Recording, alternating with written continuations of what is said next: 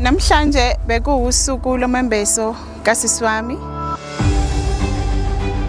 Noxolo Peaceful Phungula umngani wami ngikhule nawe ngiyakhalalisela ngifisa lokuhle kodwa Nkosi kwamnandi emcimbini oyima ngisukume nje siyamakhuze njengoba sizoshadisa umakoti simphathele ingoma eqhamuka nabantu basemakhuzeni futhi eyenziwa abantu abasha noma intombi ehlola endaweni. ngishisa ukuthi congrats bhuti phinde ube namandla kuze kufike ekugcineni kwi-white wedding. Ngiyajabule yasi yamthanda uSibaru weinkomo lona.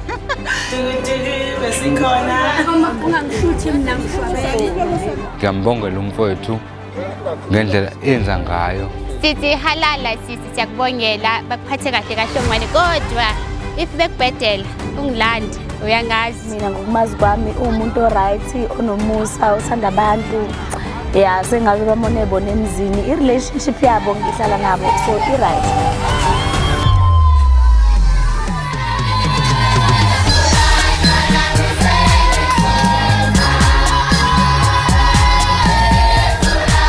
Umakoti simphatha kahle ngoba vele umuntu ongena umoya ophezulu umuntu othi mayose wena uphumile endleleni akubuyisi. Ngifisela indlela ethi abekezele noma kuthiwa kunzima umakoti umbeso ubamba la ufika ngakhona.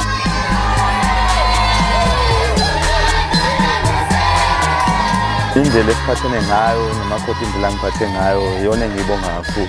Siyabonga kakhulu umzwe wakho uphukele phambili.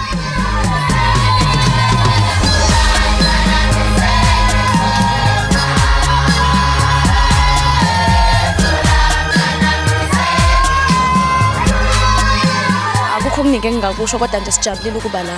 Ngiyabonga kakhulu nje kusukela ekuqaleni kusahlanganiswa nje indaba yalolu suku.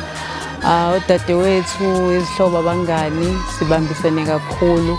Bangisizile nje kokuningi. Ngiyabonga.